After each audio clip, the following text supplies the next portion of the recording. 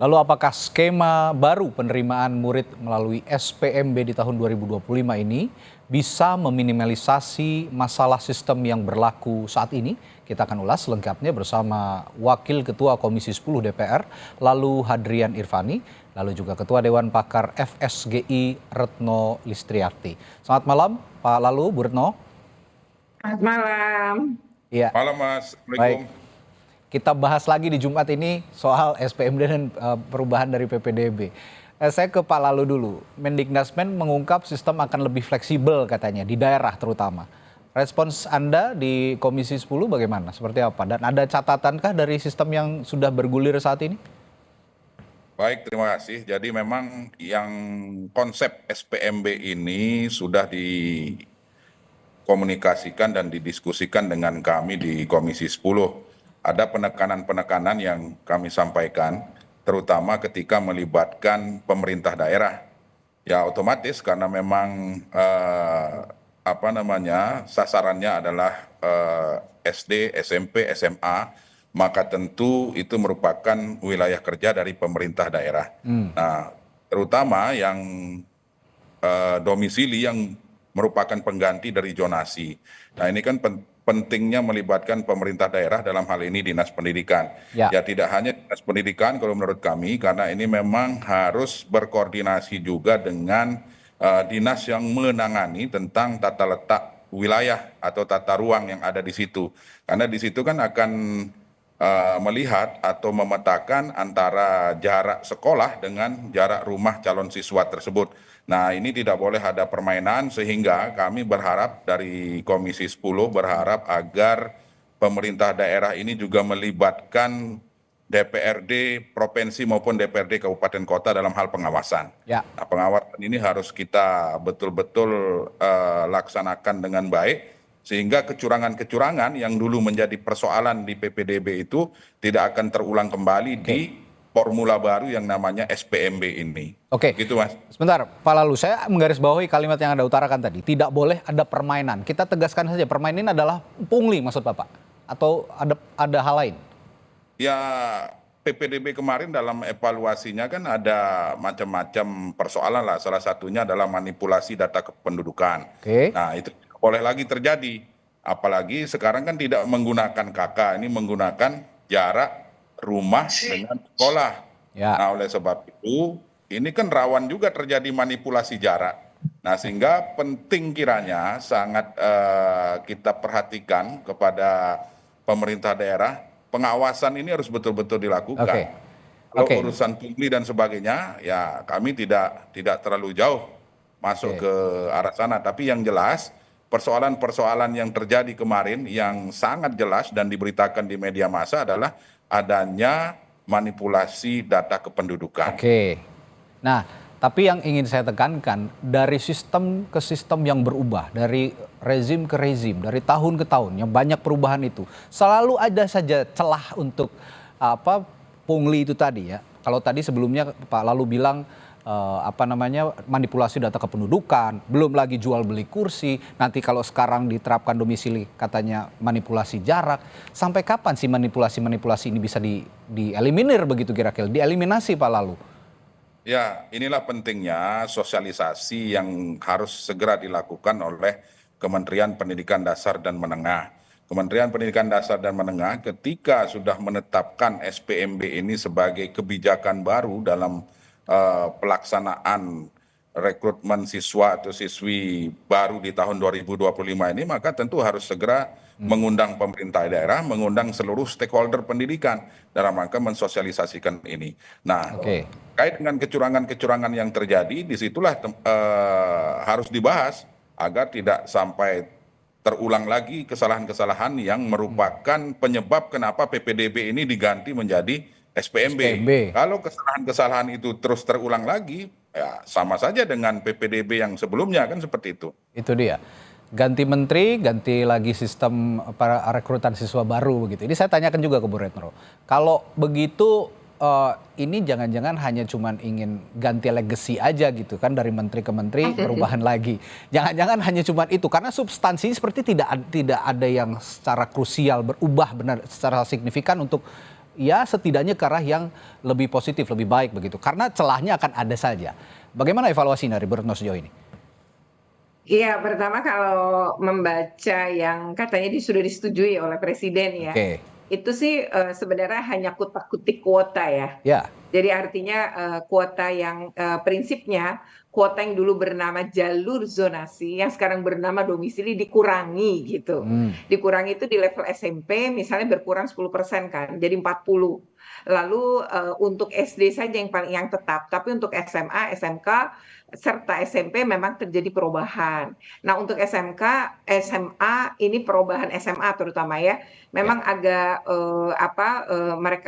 Menteri sempat menyebut rayonisasi.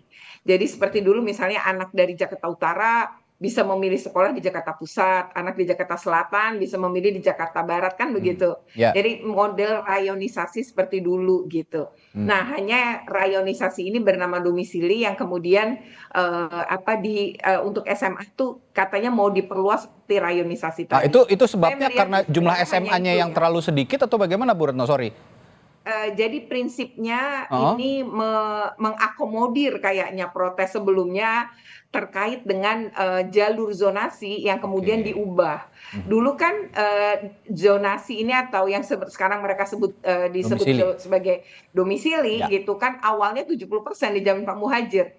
Protes keras lalu Presiden meminta diturunkan. Akhirnya diturunkanlah ke angka yang sekarang disebut 50. Kalau bagi Oke. kami FSGI, kami melihat justru keadilannya itu yang sesuai dengan konstitusi RI dalam PPDB ini di mana negara hadir atas hak atas pendidikan itu justru jalur zonasi atau yang dulu gitu. Artinya di sini tuh mau kaya, mau miskin, mau pinter, mau nggak pinter, mereka bisa masuk ke jalur Ya. zonasi selama mereka berada pada posisi yang dekat ke sekolah kan begitu. Nah, lalu terjadi kecurangan. Apakah kecurangan itu penyebabnya apakah jalur ini atau penyebab lain? Kalau menurut saya penyebabnya lain. Karena akar masalahnya sebenarnya adalah jumlah sekolah negeri yang minim. Nah, lalu akan menggunakan sekolah swasta sebagai bentuk tadi memperluas ya hak atas pendidikan yang kemudian ke sekolah swasta. Menurut saya ini kita bisa belajar betul dari DKI Jakarta. DKI Jakarta memang hanya menambah 10 SMK negeri sejak sistem PPDB zonasi ini diterapkan itu mereka menambah 10 SMK negeri, tapi untuk SMA, SMP maupun SD mereka tidak menambah karena juga banyak pertimbangan seperti tidak adanya tanah yang bisa seluas sekolah yang membangun sekolah. Nah, maka DKI Jakarta itu bekerja sama PPDB bersama dengan sekolah swasta. Di mana lebih dari 200 sekolah swasta SMA, SMK dan sekarang tahun lalu dibuka SMP juga itu diberi jatah masing-masing 47 sampai 50 siswa untuk masuk lewat jalur zonasi PPDB bersama dan dibayarin APBD. Jadi seperti di sekolah negeri hanya mereka belajar di sekolah swasta. Oke. Ini berdampak positif karena pertama sekolah swasta yang tadinya kekurangan murid jadi dapat tambahan murid setidaknya 50. Lalu juga ini membuat sekolah-sekolah swasta itu kan menjadi ikut bersaing ya. Dan ini bagus sih bersaing secara positif untuk menambah sarana, prasarana dan lain-lain. Menurut saya itu menjadi hal yang penting di mana memang kekurangannya adalah jumlah sekolah negeri atau fasilitas seperti yang disediakan DKI ini yang harusnya ada. Karena saat ini banyak sekali blank spot loh ya. Blank spot itu adalah kecamatan-kecamatan tidak ada satupun SMA negeri itu banyak loh di Indonesia. Jadi kalau udah dipetakan dan jumlahnya luar biasa banyak di DKI pun banyak, makanya DKI menerapkan wilayah-wilayah blank spot ini jadi PPDB bersama dengan sekolah swasta. Oke, begini Bu Retno, tapi begini, PPDB bersama, oke lah. Tapi apakah itu tadi contohnya kan di DKI Jakarta ya? Tapi apakah di daerah bisa diterapkan? Kalau DKI Jakarta punya APBD yang cukup besar, mungkin ya memang leluasa untuk melakukan hal itu. Apakah di daerah itu juga bisa di saat APBD-nya juga tidak sama dengan daerah-daerah yang lain? Ada yang APBD-nya dengan jumlah penduduk kecil tapi APBD-nya cukup besar, ada yang sebaliknya begitu. Kira-kira kalau di daerah akan kompatibel nggak? Seperti itu. Ya, yang pertama banyak daerah yang sebenarnya APBD-nya besar. Mereka bisa kok ngelakuin sebenarnya nih ya. Lalu di daerah-daerah yang APBD-nya kecil, misalnya nih, mereka mungkin menurut saya untuk APBD yang ini nambah sekolah negeri aja. Memang menambah sekolah negeri misalnya satu kecamatan yang nggak ada itu didirikanlah satu. Nah, kan dampak bikin sekolah tuh besar. Pertama, ya tadi atas pendidikan bisa terpenuhi, tapi kan harus ada guru, Itu harus dia. ada TU selain membangun gedung kan. Nah, di sini harusnya APBN dan APBD membantu ini. Kalau memang tidak mampu tidak mampu melakukan PPDB bersama sekolah swasta, saya yakin kalau dipetakan berapa jumlah APBD daerah atau daerah-daerah yang mampu itu ada berapa. Kemudian itu bagaimana mereka tuh punya political will ya untuk memenuhi hak atas pendidikan. Yang kedua, bagi daerah-daerah yang nggak mampu, tentu nggak bisa dipaksakan, tapi tadi bisa memaksakan sebenarnya membangun tambahan SMA negeri baru setidaknya. Sehingga angka partisipasi belajar itu atau lamanya belajar di Indonesia meningkat. Kan sekarang angkanya di 7,9 tahun. Sementara lulus SMP itu kan 9 tahun. Jadi masih banyak lulusan SD dong. Nah ini yang menurut saya perlu ditingkatkan gitu dengan menambah jumlah SMP negeri untuk kota kabupaten, SMA negeri untuk provinsi. Oke, kalau gitu saya tanya ke Pak Lalu. Saran atau masukan dari Retno ini apakah juga bisa disampaikan langsung nanti ke Mendikbudrismen kalau jika bertemu nanti dalam forum rapat gitu kira-kira kalau Bu Retno tadi menggambarkan kalau APBD-nya besar ya sudah pasti bisa satu daerah, tapi kalau kurang besar atau tidak terlalu cukup bisa disupport atau disubsidi lah dalam tanda kutip oleh APBN. Apakah itu bisa secara sistem bisa dilakukan Pak Lalu kira-kira? Ya memang yang menjadi kendala kita hari ini terutama di tingkat SMA ya, karena tidak semua kecamatan yang ada di seluruh Indonesia ini yang memiliki sekolah, terutama di tingkat SMA. Nah, oleh sebab itu di SPMB ini ada penekanan juga bahwa keterlibatan sekolah-sekolah swasta itu menjadi hal yang sangat penting sekali. Kita perlu belajar dengan DKI misalnya yang hari ini sudah sukses melibatkan swasta dalam SPMB atau PPDB bersama. Nah, SPMB ini juga mengadopsi itu. Nah, tetapi pertanyaannya adalah di daerah lain seperti apa.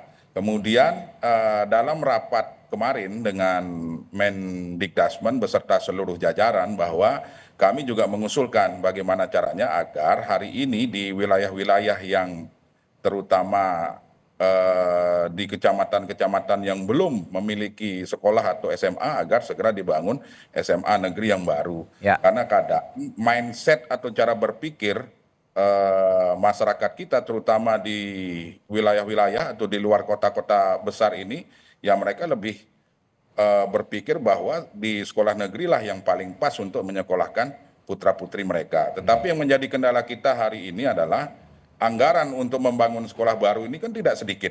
Kemudian sementara kebutuhan kita banyak. Kemudian yang perlu diperhatikan juga kawasan timur Indonesia.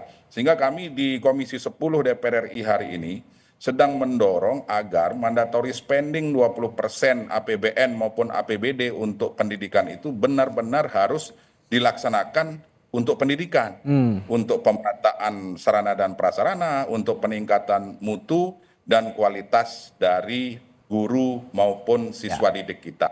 Nah itu yang harus kita lakukan dalam rangka mengatasi hal-hal yang disampaikan oleh Bu Retno tadi gitu. Ya kalau bicara mandatory spending ya belum lagi program-program prioritas pemerintahannya Pak Prabowo yang lain karena ini juga menyedot anggaran yang cukup besar juga di satu sisi pendidikan juga penting begitu Pak Lalu. Tapi ini singkat Pak Lalu ya, ini saya punya pertanyaan singkat saja mau dijawab. Hampir setiap rezim pemerintah ini mengganti-ganti sistem untuk yang established, dorongan untuk pemerintah mencetak blueprint lah untuk jangka panjang supaya nggak bingung setiap tahun setiap rezim ganti ganti kebijakan. Gimana DPR bisa mendorong hal itu?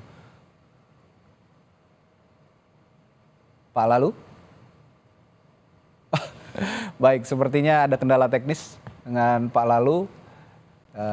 Jadi saya akan tanyakan lain waktu sepertinya. Pak Lalu mohon maaf, sepertinya waktu juga sudah habis dan ada kendala teknis dari sambungan virtual Anda. Untuk saat ini kami cukupkan. Nanti kita akan bahas lagi lebih lebar, terutama blueprint jangka panjang itu tadi, bagaimana agar setiap rezim, setiap tahun kita punya sistem pendidikan yang benar-benar established. Baik, terima kasih Wakil Ketua Komisi 10 DPR RI lalu Hadrian Irvani dan Ketua Dewan Pakar FSGI Retno Listiarti telah berbagi perspektifnya malam hari ini. Sampai jumpa lagi Bapak dan Ibu.